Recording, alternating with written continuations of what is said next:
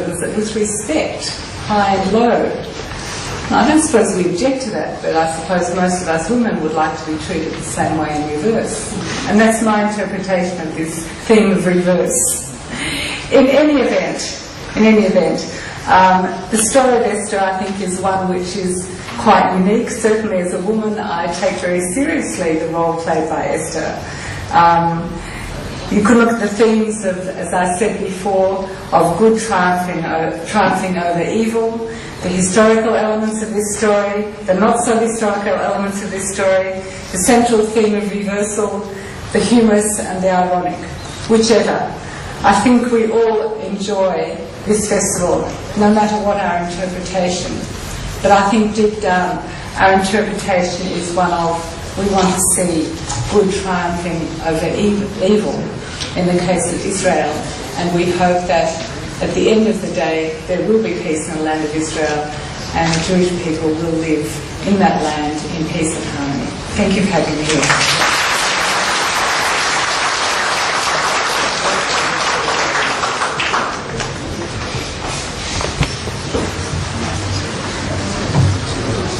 Thank you, Mrs. Shadi. We might have you next year coming up as the rabbi. But secondly, apparently tomorrow is National Women's Day. Not that it's very appropriate. I'd like you all to welcome here this afternoon Mr. Tony Lappin, State Member of Parliament. Thank you.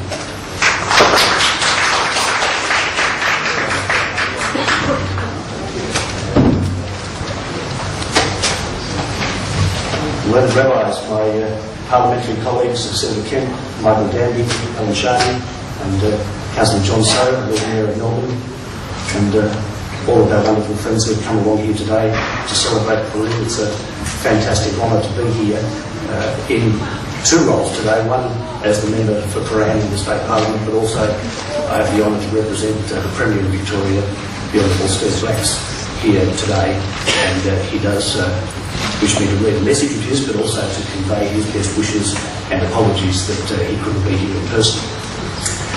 I think it's the lot of, as I was just saying to Senator Kemp, it's the lot of a speaker, further down one goes on the speakers list, that one has to be shorter, which is probably a blessing to the audience, and it gives me pleasure to say that I'm not going to be particularly long, but I did want, before I read the Premier's message, to mention a couple of things that come out of the earlier speakers. One is that I'm privileged to be a law graduate of the Monash University, and I know Senator Kemp mentioned earlier the wonderful contribution to Australian and particularly Victorian life that General Sir John Monash performed.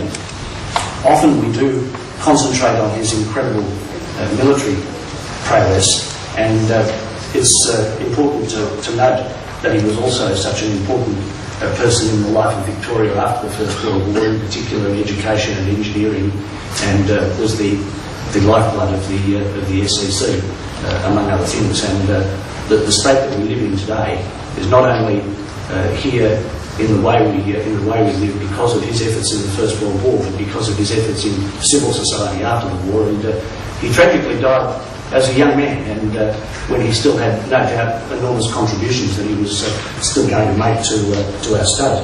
And it's a very good thing that in recent years the Sir John Monash commemorative service has been reinstated at State Parliament here in Spring Street every year, and it's a ceremony that I do commend to anybody who's interested in not only the Jewish community but the history of Victoria and the contribution of a great Australian. The other thing I wanted to mention was the fact that, of course, we are here gathered in this town hall to celebrate an earlier triumph of good over evil. And we all know that the fight that went on 2,500 years ago that we're celebrating here is being replicated in a different way today. We are all in this fight together, whether we are members of the Jewish community or not. We are fighting for the type of freedom and the democracy the rule of law that we all regard as being fundamental to our way of life and our future. And I was very interested to see on the news and read later last night on the internet a very important speech that was given yesterday by the British Prime Minister Tony Blair, where he talked about the nature of this fight, the fight that we are all in together if we're going to have a free and democratic future. And I would commend that speech to you all as a landmark, and one that we need to bear in mind, whether we're in the federal parliament or the state parliament. Those of us who are seized with the very grave responsibility of maintaining our freedom in this country, those sorts of sentiments are very important to us all, and we should bear them in mind.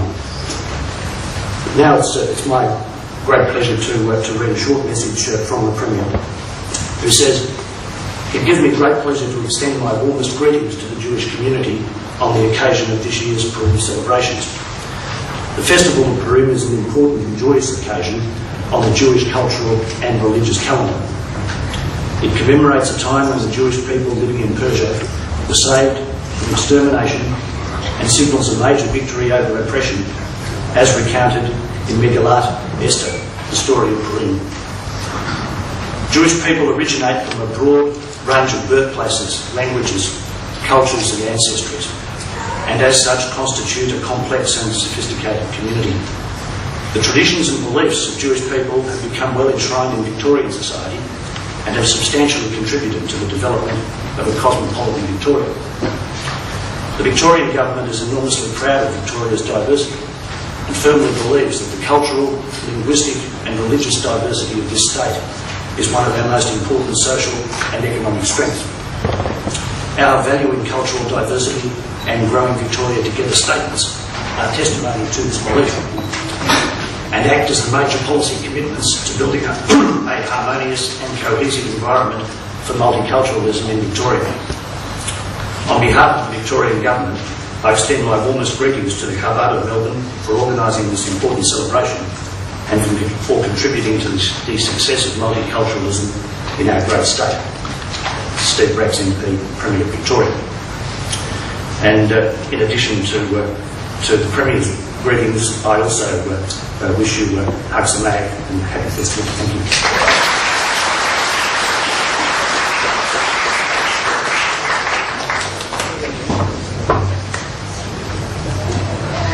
Thank you, Mr. Lupton, for those small words. Finally,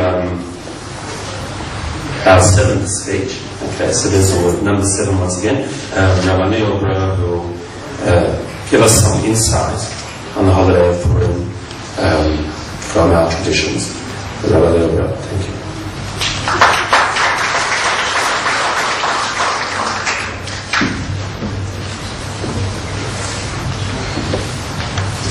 Rabbi Basotki, Senator the Honourable Rob Kemp, Mr. Michael Danby, the Mayor of Melbourne, John Stowe, Mrs. Sharden, Tony Lupton, and ladies and gentlemen.